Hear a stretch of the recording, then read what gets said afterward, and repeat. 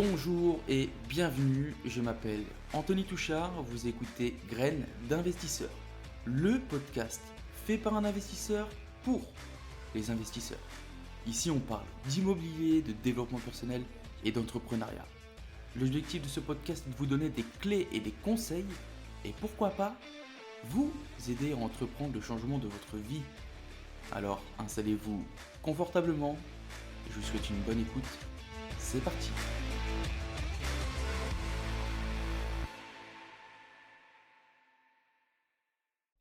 Bonjour et bienvenue tout le monde, bienvenue encore dans ce tout nouvel épisode du podcast Graines d'investisseurs, c'est Anthony et comme d'habitude, c'est toujours un plaisir de vous accueillir pour l'épisode du jour.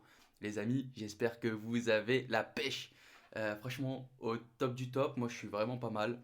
Ce podcast sortira jeudi au lieu de mercredi, vous m'en excuserez les amis, j'ai été un petit peu occupé ces derniers jours. Je suis parti à Rome, j'ai passé 4 jours à Rome. Ensuite, je suis revenu, j'ai eu des rendez-vous. Et ce matin, là, comme tu l'entends, normalement, j'ai un peu la pêche, tu vois. Et ce matin, en fait, j'ai eu une bonne nouvelle. C'est bon, mon prêt pour financer le petit immeuble de deux petites maisons là, que je vous avais parlé, et ben c'est bon, c'est financé. Je fais un petit fuck à Crédit Logement. Ces enfoirés qui font un petit excès de zèle. Et c'est bon, donc on vient rajouter deux petits biens au portefeuille, ça fait plaisir. Les offres vont être envoyées, on va rentrer dans les 11 jours, etc. etc. Donc ça fait plaisir. Je signe chez le notaire après janvier, tout simplement parce que je me suis fait avoir une fois et pas deux. Ça m'est arrivé une fois, en fait, j'ai signé un bien au mois de décembre et du coup, j'avais pas du tout anticipé, mais j'ai dû payer un comptable. J'ai dû payer le comptable en plus pour cet achat, alors que je l'avais exploité 3 semaines. Donc ça fait mal. Ça fait mal, j'avais payé genre, il me semble, dans les 600 balles, hein, c'était quand j'ai commencé. Donc là, je me fais plus avoir. On a défini une date de signature chez le notaire à partir du mois de janvier pour faire une année pleine au niveau de la comptabilité. Donc c'est vraiment pas mal, franchement, je suis vraiment content. Tu sais, quand tu franchis des steps comme ça te fait plaisir parce que voilà, concrètement, c'est là que tu dis que tu avances un peu, tu vois. Surtout que ça faisait bientôt un an que j'avais rien acheté. Donc franchement, ça fait grave plaisir. J'ai déjà trouvé une autre affaire.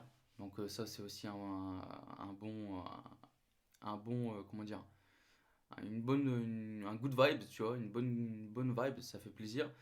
Je reviens un peu aussi sur l'achat, enfin le positionnement que j'avais fait sur l'achat avec la tutelle. C'est dingue, c'est dingue. J'ai aucune nouvelle, aucune nouvelle. C'est, je sais même pas quoi en dire. Franchement, je sais même pas quoi en dire. Et je vous disais que j'ai trouvé une nouvelle affaire. Donc la nouvelle affaire, bah, par contre, c'est un gros projet. Donc ça sera pas un investissement en perso. Ça sera sûrement un investissement avec mon meilleur ami. Parce que c'est un gros projet. On est sur un beau bâtiment qui fait dans les 350-380 mètres carrés. Alors, j'ai pas encore visité, les amis. Je m'avance un petit peu, mais là, en fait, en ce moment, j'ai pas le temps de remonter dans le nord. Donc, c'est quelque chose que je vais aller visiter une fois que je remonterai dans le nord. Il faut savoir que c'est un bien qui est déjà affiché depuis un certain temps. Donc franchement, je me fais pas de soucis sur la disponibilité du bien. J'irai le visiter quand je serai dans le nord, quoi. Mais ça fait plaisir, on avance. J'espère que de votre côté aussi, ça avance, les amis. On recherche, on contacte les agents immobiliers, on part en visite et on fait des fucking offres. Voilà. Bon, on commence tout de suite par l'actualité immobilière de la semaine. Il n'y a pas grand-chose. J'ai pris deux actualités parce que c'est un peu calme en ce moment.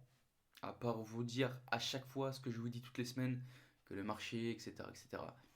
Donc, première actualité immobilière de la semaine. Le champion de la colocation subit a écopé d'un an de prison ferme, d'un an de prison avec sursis. Est-ce que vous vous souvenez, je vous avais parlé de cette personne il y a quelques temps. au travers du podcast. C'était le vendeur de sommeil, enfin ouais, je sais même pas comment l'appeler, le malfrat de l'immobilier qui était à Grigny, qui avait loué des logements 6 chambres à plus de 15, 17 personnes, etc. Donc son jugement est tombé mardi et le tribunal a fustigé la délinquance économique préméditée et organisée de ce cadre qui s'est constitué un patrimoine important au détriment de l'intérêt général. En répression, il lui a infligé 1 an de prison avec sursis, 100 000 euros d'amende, soit, tenez-vous bien les amis, soit moins de 4% de son patrimoine. C'est plutôt pas mal. Donc il a 100 000 euros d'amende qui représente moins de 4% de son patrimoine et 5 ans d'interdiction de toute activité de location immobilière. Et ils ont confisqué un des appartements qui était visé par l'affaire. Bon, moins de 4% de son patrimoine, je vous laisse faire le calcul les amis. Je pense qu'il n'est pas à plaindre. Voilà. Faut dire que ça paye.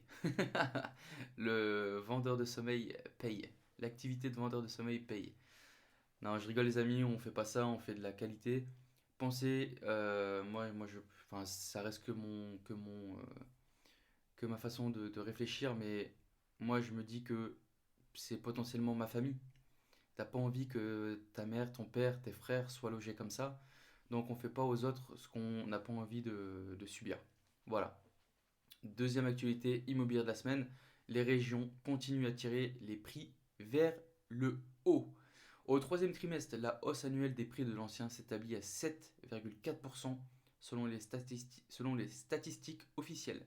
En province, les maisons s'envolent de quasiment 10%, alors qu'en Île-de-France, ils ne grimpent que de 4%.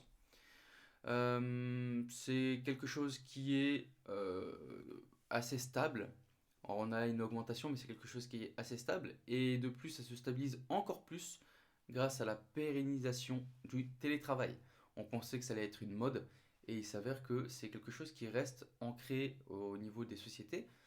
Par rapport à l'avant Covid, il y a beaucoup plus de télétravail, même avec la reprise du travail effectif en office. On a quand même un certain pourcentage plus ou moins élevé selon les boîtes qui ont gardé ce système de télétravail.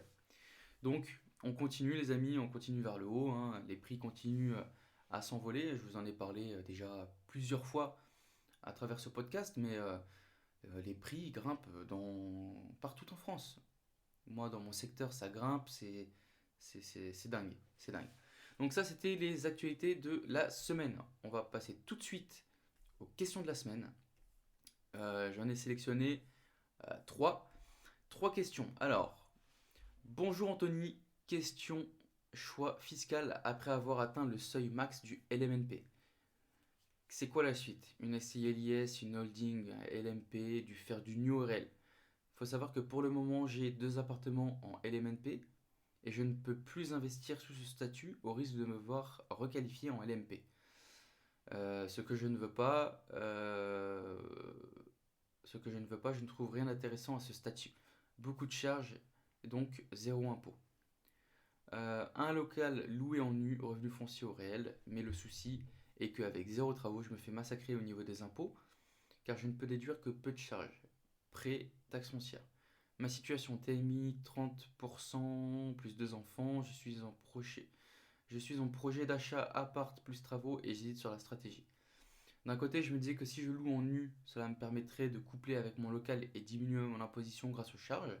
Et d'un autre côté, je me dis qu'en SI, à l'IS, loué en meublé ou en LCD, je peux booster le rendement, mais à la sortie double imposition si je veux sortir de l'argent. Merci d'avance, je sais que c'est une question qui n'est pas facile. Alors, déjà premièrement, je suis pas fiscaliste, je suis pas comptable. Donc, mon meilleur conseil, ça serait pour toi d'aller consulter un comptable. De plus, tu es en LMNP, donc tu dois sûrement avoir un comptable. À toi de le contacter pour avoir peut-être des pistes, tu vois. Moi, maintenant, ce que je peux te dire, ça reste que mon avis, c'est mon parcours en fait. J'ai été au max de mes revenus salariés, Donc je suis encore en LMNP. Je dépasse les 23K de loyer annuel. Maintenant, j'ai un achat en indivision avec ma conjointe. J'ai deux SCI, tout simplement pour rester dans ce statut du LMNP, tout comme toi. Parce que moi, en LMP, je ne m'y retrouvais pas, surtout au niveau du paiement de la SSI. Et petit aparté, mais heureusement que je m'étais bloqué sur le LMNP et que je n'étais pas au-dessus de mes revenus, parce que sinon j'aurais été basculé automatiquement à LMP et ça aurait été clairement une catastrophe pour moi.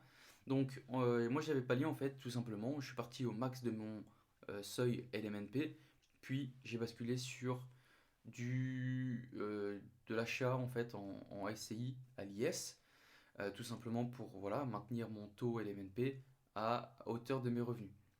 Maintenant, tu me dis que il y a des avantages et des inconvénients. Effectivement, comme je l'ai déjà expliqué sur cet épisode, sur des épisodes de podcast, la SCI, surtout la SCI à l'IS, c'est pas fait pour être retiré. L'argent n'est pas fait pour être. En gros, en LMNP, l'argent va directement dans ta poche et il n'y a pas de souci, tu peux l'utiliser librement. En SCI, quand tu fais un achat en SCI, l'argent appartient à la société. C'est-à-dire que si tu veux retirer l'argent de la société, tu vas payer, euh, tu vas le sortir via dividende et tu vas payer premièrement l'impôt société et deuxièmement versement de dividende dit flat tax ou en TMI. Toi, tu m'as dit que tu as une TMI à 30, donc ça sera la flat tax, ça sera plus avantageux pour toi.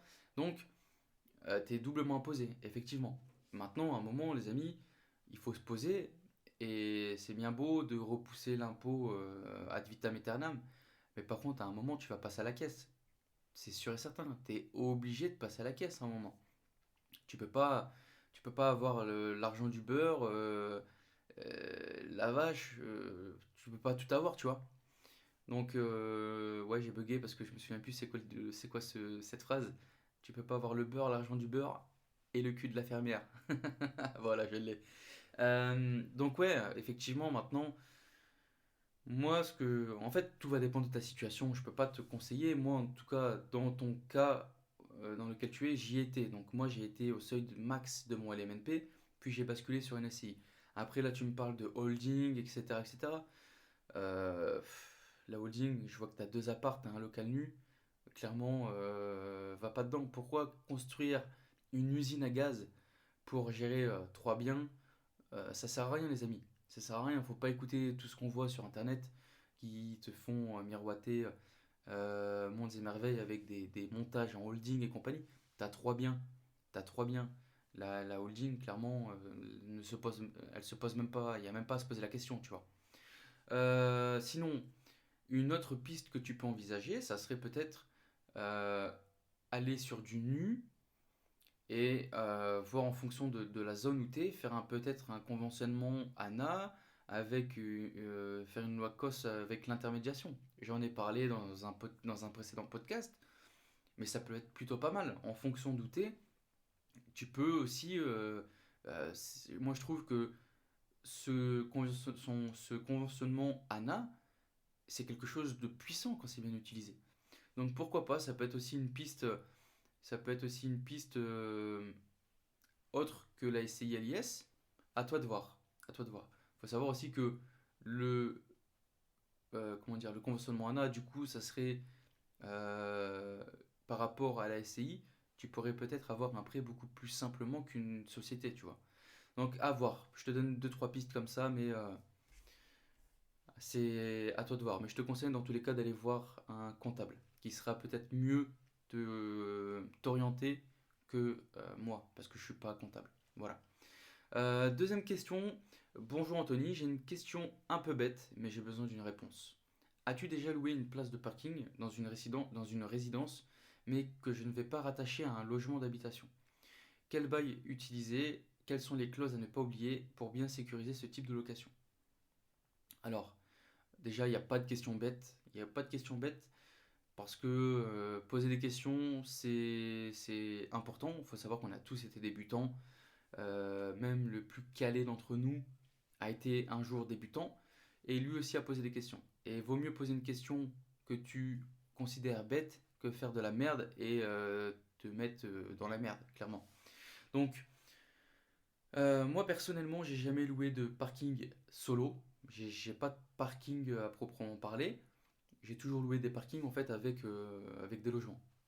J'ai jamais loué de place de parking solo. Par contre, je sais que sur Bail Facile, tu tapes Bail Facile sur Google, tu vas tomber sur un site. Ils ont des beaux spécial parking. Donc, va voir. Je sais pas réellement quelle clause mettre intégrer vraiment dedans. Je pense que ça doit être quand même des clauses qui sont assez comment dire, standard par rapport à des baux de location, je pense, hein. Je mets des petits guillemets, mais à vérifier. Et par contre, j'ai envie de faire une petite aparté. Je sais juste que le parking, si jamais tu as un impayé, c'est quand même beaucoup plus simple à récupérer qu'un logement. Parce que tu ouvres ton parking, tu fous tout dehors, et basta. Alors, je sais pas si c'est légal, je pense pas, mais par contre, c'est beaucoup plus simple. Parce que va virer quelqu'un, laisse tomber.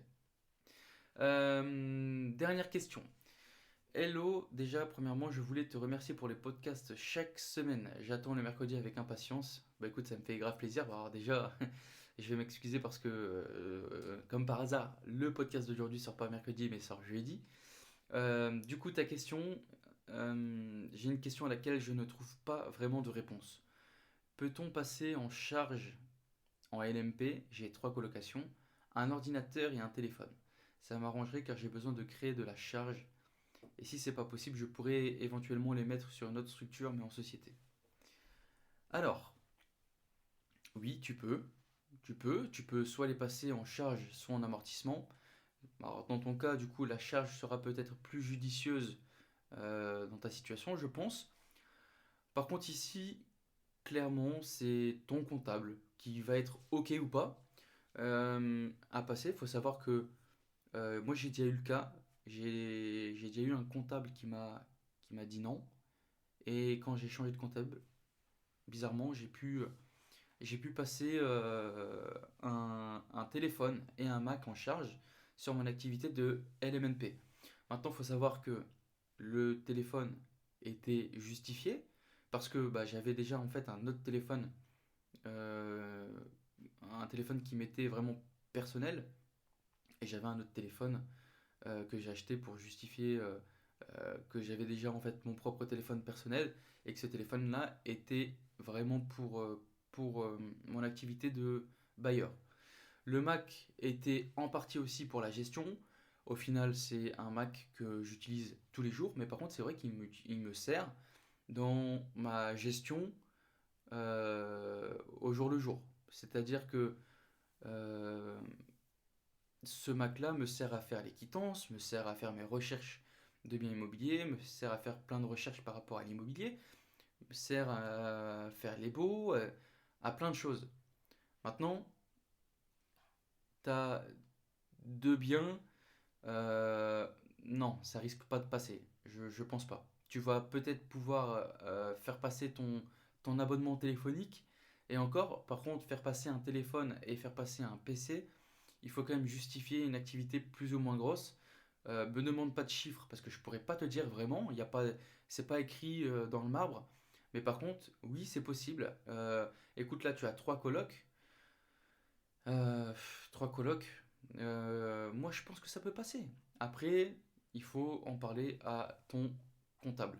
Il n'y a pas de secret. De toute façon, c'est lui qui va décider si oui ou non. Tu peux faire un petit peu le forcing, hein. Moi, je me souviens qu'à la base, c'était non. Et puis, je lui ai expliqué un peu ce que je faisais avec le Mac. Il m'a dit, ouais, ok. Et j'ai fait passer le Mac en amortissement. Alors, le Mac il est passé en amortissement sur 3 ans ou 4 ans. J'ai plus les chiffres en tête, mais je pense qu'il est passé sur 3 ans. Le téléphone a été passé en, en charge, il me semble, par contre. J'ai plus les chiffres en tête, mais en tout cas, voilà. Une réponse à ta question, c'est oui, mais sous condition. Si tu as un ou deux biens, ça passe pas. Par contre, voilà, si tu as 10, 20 biens, c'est clair et net que ça va passer. Ça fait partie intégrante de ton activité de bailleur. Voilà les amis, c'était pour les questions de la semaine. En tout cas, n'hésitez pas, si vous avez des questions, vous aussi, vous pouvez me contacter. J'ai mis dans toutes les descriptions du podcast, vous avez toutes les adresses de contact. J'ai mon Instagram où je suis le plus présent. Vous pouvez me contacter dessus, Anthony-THRD. Vous m'envoyez vos questions, vos sujets, etc., etc. Et du coup, j'en profite aussi. Donnez-moi des sujets qui vous intéressent, les amis. Tout simplement parce que j'ai l'impression d'avoir fait un petit peu le tour de toutes les questions, enfin, de tous les sujets. Alors, je suis peut-être passé au travers de certains sujets, mais par contre, voilà, si vous avez des questions, vous avez envie d'éclaircir certains sujets, que ce soit en immobilier, en bourse, en quoi que ce soit, n'hésitez pas, vous me posez vos questions, vous m'orientez sur des sujets, moi je fais ma petite recherche et je vous fais des podcasts avec plaisir. J'en profite aussi pour vous faire un rappel. Le podcast se référence uniquement grâce à vous, les amis. N'hésitez pas à en parler autour de vous. Allez sur Apple Podcast, n'hésitez pas à mettre un 5 étoiles et un petit commentaire. Ça me fera grave plaisir. Donc du coup, on va passer tout de suite au sujet du jour. Le sujet du jour, c'est comment négocier. Parce que je sais que la négociation, c'est quelque chose qui est craint par une partie, voire même par tout le monde au début. Et on va voir quelques points dans quel cas négocier et surtout comment. Donc je vais vous donner plusieurs bullet points. Il y en a à peu près, il me semble, j'en ai 5 ou 6, il y en a même 7 je crois. Et on commence tout de suite du coup. Première chose importante, il faut toujours avoir une justification. Il faut savoir que sans justification, on a moins de chances de réussir à avoir quoi que ce soit. Alors que si tu avances des points concrets en disant, bon voilà, c'est vrai que il y a ça, donc ça, etc., etc., tu as plus de chances de réussir à négocier que si tu négocies sans apporter d'argument. Un petit exemple. Tu visites un bien, ce bien est plutôt relativement propre, il est à 100 000, et toi tu décides de faire une offre à 90 000. Si tu viens comme ça, tu lui dis, je vous propose 90 000, il y a de grandes chances que soit tu te fasses bouler, clairement, soit que tu aies une, une négociation vers ton offre, alors que si tu viens prouver par A plus B, je fais une offre à 90 000 tout simplement parce que il y a ça, ça, ça, ça, ton offre a 2 fois, 3 fois, 10 fois plus de chances d'être acceptée avec une négociation que, euh, que si tu viens comme ça sans poser de justification. Ça paraît logique, mais il faut savoir que il y en a qui ils proposent, les mecs, c'est des mousquetaires. Ils arrivent, paf, je te propose ça. Ah, tu veux pas? Eh ben vas-y. Limite, ils te chient dessus, tu vois. Donc ça, c'est hyper important. Quand tu négocies, il faut toujours justifier ton offre. Deuxième point, pardon, hyper important, c'est le timing. Pour moi, le timing, c'est un point qui est hyper important parce qu'un vendeur qui vient tout juste de mettre son bien en vente, qui a envie de vendre à son prix, ils ont défini un prix, tu vois, quand l'agent immobilier vient estimer son bien, ils se mettent d'accord sur un prix. Dans la tête du vendeur, il a un certain prix. Et lui, il a envie, tu vois, il va pas accepter une négociation directement parce que tout simplement, il a envie de voir diverses offres. Il a envie de voir combien il a de visites et surtout combien il va avoir d'offres, tu vois. Alors que si toi, tu viens directement, pap, t'envoies la sauce et tu lui lâches un moins 10, moins 15%, tu vas pas être terrible, tu vois. Et donc le timing, il a vraiment un impact. Parce que entre le vendeur qui vient juste de mettre son bien en vente, il y a très peu de chances qu'il accepte une négociation. Mais par contre, les biens qui sont sur le marché depuis plus de 4 mois, tu sais que tu peux commencer à négocier. Plus de 6 mois, 1 an, tu comprends qu'il y a quelque chose qui ne va pas avec le bien en question. Et donc, il va avoir une négociation plus ou moins importante. Donc le timing a vraiment un impact en fait sur la négociation. Et il y a aussi un point, il faut se mettre aussi à la place du vendeur. Parce que t'as pas envie de mettre ton bien en vente et de te dire ok bah je vais le vendre directement en dessous du prix affiché. Mets-toi à la place du vendeur. T'as, t'as, t'as mis ton bien en vente à 100 000. T'as pas envie qu'il y ait quelqu'un qui arrive et direct qui dit ok 80 000. T'as pas envie de le vendre à 80 000 parce qu'il a été estimé à 100 000. Donc il faut sentir en fait quand tu peux demander des choses et tout ça c'est une question de timing. Et puis au niveau de la négociation, ça s'apporte pas, t'arrives pas avec comme ça, tu vois. C'est quelque chose qui se prépare. Quand est-ce que tu fais les choses? Première visite, deuxième visite, et tout ça, ça marche au feeling. Ça marche au feeling. Donc là, clairement, en fait, tu vas devoir ressentir la chose. Enfin, c'est un peu bizarre, tu vois, c'est un peu, c'est un peu obscur comme description ce que je suis en train de te faire, mais voilà, il y a vraiment quelque chose qui se joue au feeling. Et du coup, ça me ramène directement au point numéro 3, négocier en face à face. Alors, je sais que c'est quelque chose qui est hyper inconfortable de négocier en face à face.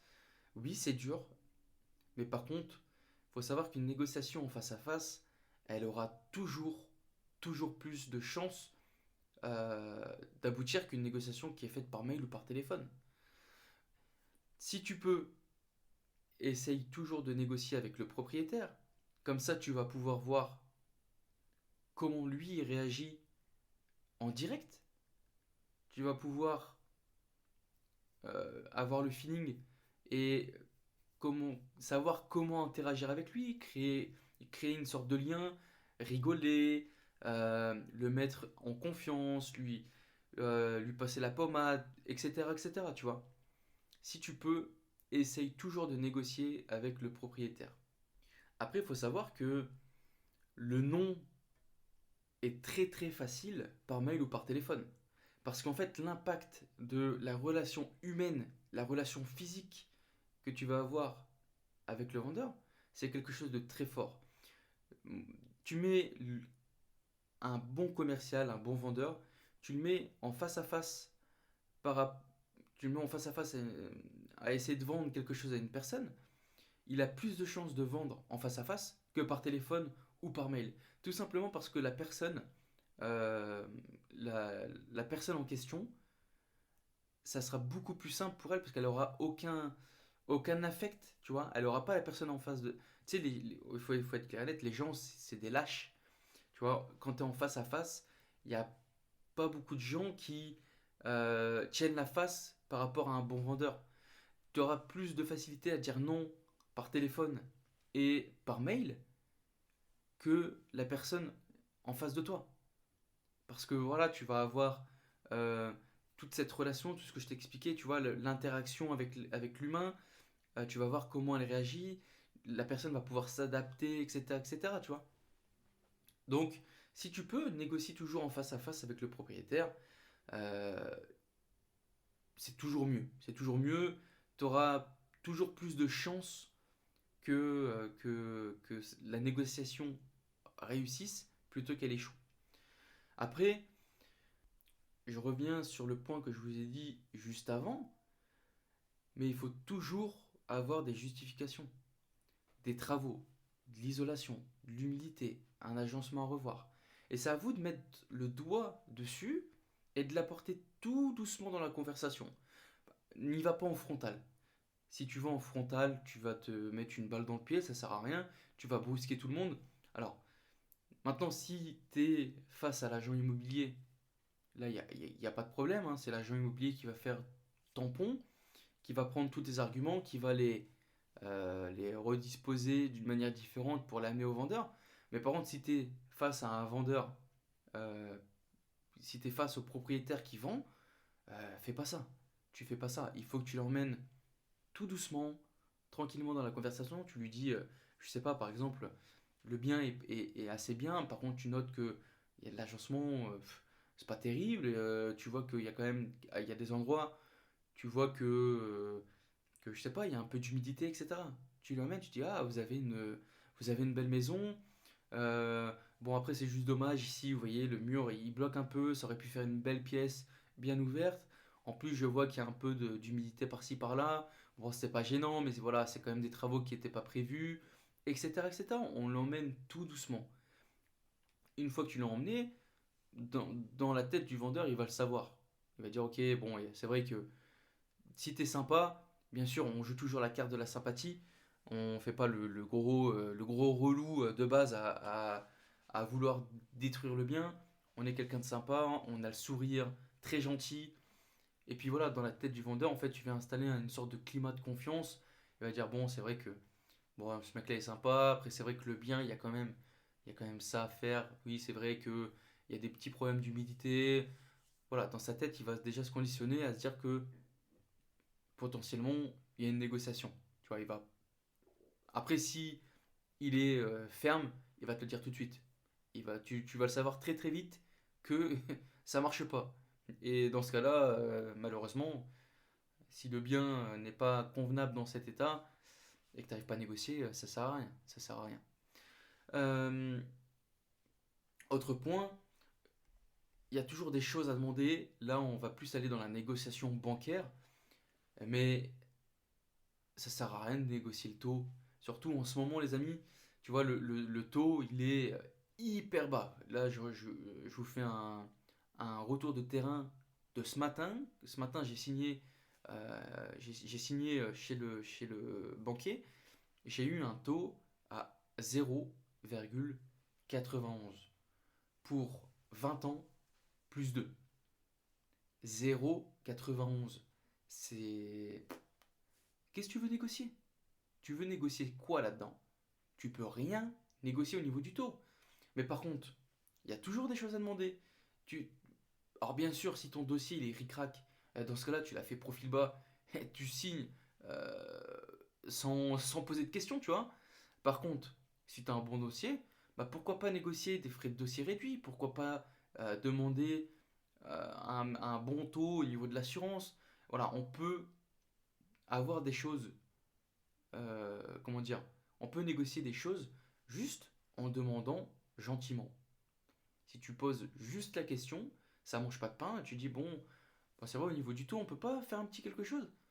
Voilà, demander gentiment, un petit sourire, et si c'est non, eh ben c'est pas grave, mais au moins tu as fait l'effort de demander. Tu lui as pas demandé, tu lui as pas mis un couteau sous la gorge. C'est une question, il te dit oui, il te dit non, c'est pas grave, c'est pas grave, mais au moins tu l'as demandé, tu vois. Et il faut savoir que dans la vie, il y a beaucoup de choses comme ça où il suffit juste de demander. Et crois-moi, ça m'est déjà arrivé souvent où genre je me suis dit, putain, juste en demandant, j'ai eu ça, tu vois. Comme, attends, c'est quoi le dernier exemple que j'ai J'ai un exemple en tête, mais je sais plus c'est sur quoi. Euh, ouais, j'ai acheté un truc d'occasion. J'ai acheté un truc d'occasion. Et tu sais, moi, quand je trouve que vraiment c'est bon prix, je négocie pas, tu vois. Je suis pas le genre de mec à demander le truc il est à 10 balles, voilà, je veux pas négocier. C'est le bon prix, c'est le bon prix. Et bon, une fois, on était sur un produit qui était à plus de 100 balles, tu vois. Et je lui dis, bon, mais vraiment comme ça, hein, juste, je m'attendais pas. Je lui dis, bon, au niveau du prix, c'est ferme. Il me dit, non, bah allez, je te donne 10 balles. Il m'a fait 10 euros de réduction juste en lui posant la question. Il m'aurait dit non, je l'aurais pris quand même. Mais tu vois, juste en posant la question, il peut arriver aussi des bonnes choses. Et pour en revenir sur la négociation bancaire, les filles, vous avez l'avantage. Vous avez l'avantage clairement. Alors bien sûr, si c'est un garçon, bon après, ça peut être aussi des filles. Hein, et on fait pas de, on va pas partir sur ce terrain glissant. Mais les filles, un petit sourire, pap, le petit clin d'œil, tu peux avoir beaucoup plus qu'un mec, ça c'est sûr. Euh, Autre point dans la négociation, c'est vraiment important ça les amis, mais il faut être capable de récolter les informations. Il y a plusieurs types d'informations. Déjà, toutes les informations qu'on va pouvoir recueillir nous-mêmes. Quand l'information vient de nous, on sait très bien que nos infos, elles sont sûres. On sait très bien que les informations que nous, on aura recherchées, elles sont de qualité, elles ont de la valeur. Parce qu'on ne va pas chercher une information juste euh, pour nous contenter, tu vois. Alors que toutes les informations qui viennent de l'agent IMO, toutes les informations qui viennent du voisinage, etc., il faut toujours vérifier par nous-mêmes. Et ça, je vous le dis à travers les podcasts, quand je vous annonce des choses, il ne faut croire personne sur parole, vous devez toujours vérifier par vous-même. Par exemple, je te donne un exemple. Par exemple, je donne un exemple. Super. Je vous donne un exemple. L'agent immobilier va te dire que c'est un secteur calme, etc. C'est super. Et puis toi, tu te rends compte que tu viens 2 heures à l'avance pour voir pour voir comment dire, le voisinage, etc. Voir l'ambiance du quartier. Puis tu te rends compte, en fait, devant l'immeuble que tu vas visiter, il y a plein de merde par terre. Il y a du squat. Tu vois des bouteilles de bière, etc. etc. Tu arrives à la visite 2 heures plus tard. Puis tu vois que là, le devant, il est tout propre. Les poubelles sont bien rangées. Il n'y a y a pas de canette de bière. Il n'y a personne devant. Qui essaie de la mettre à qui? Est-ce que tu penses que toi, ce que tu as vu, c'est l'information la plus sûre? Ou est-ce que l'information la plus sûre, c'est celle que, quand tu arrives à l'heure de la visite, tout a changé? Clairement, c'est la tienne. Donc, l'information que nous, on va récolter aura toujours plus de valeur que l'information d'une personne tierce. Ensuite, quel type d'information on peut, c'est même pas on peut, quel type d'information on doit récolter? Le prix du marché. Le prix du marché, et là je vais même pas, comment dire, développer ça. Moi je vous renvoie directement vers le podcast sur l'étude de marché que j'ai fait. C'est un podcast où il y a plein de pépites dedans. Je vous donne plein de tips pour vous faire une étude de marché hyper calée. Donc je vous renvoie vers ce podcast.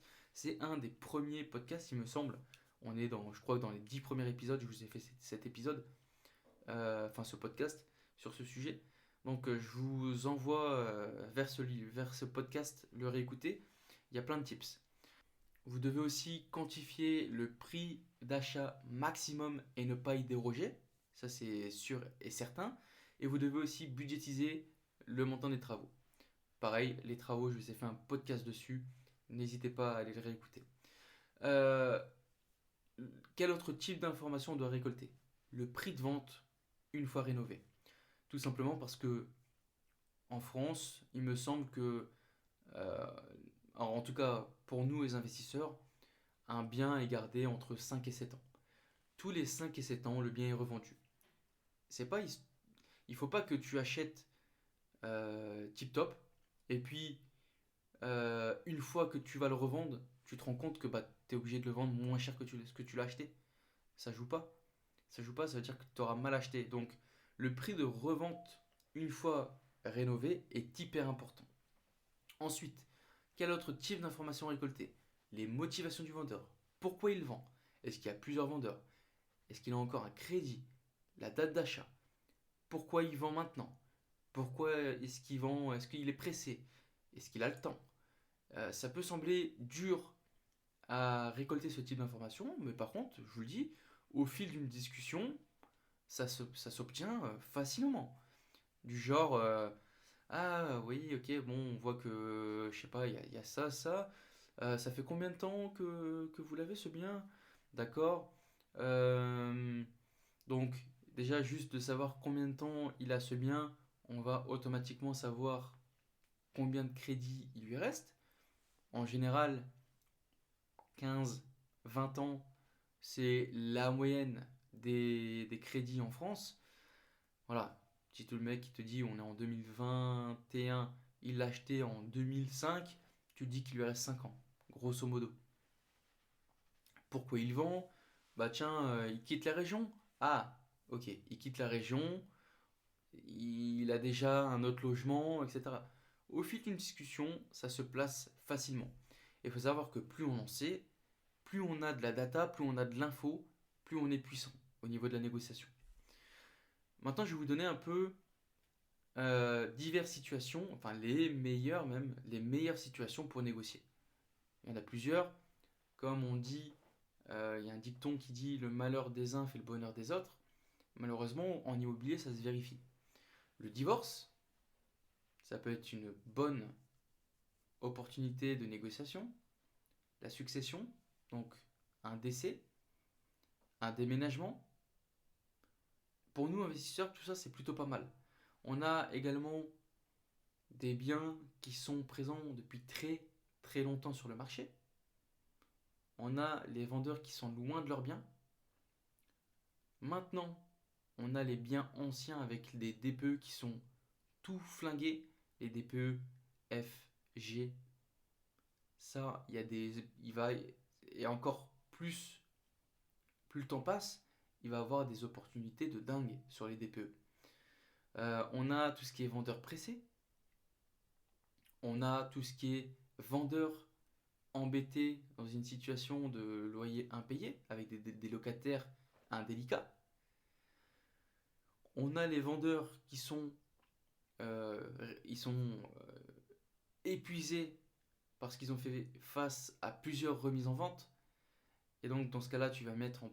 Alors bien sûr, si tu as la bonne situation, hein, mais si tu as une bonne situation, on vient se mettre en avant en lui disant, écoutez, regardez, ça fait 2 fois que vous remettez votre bien en vente, avec moi, c'est la bonne.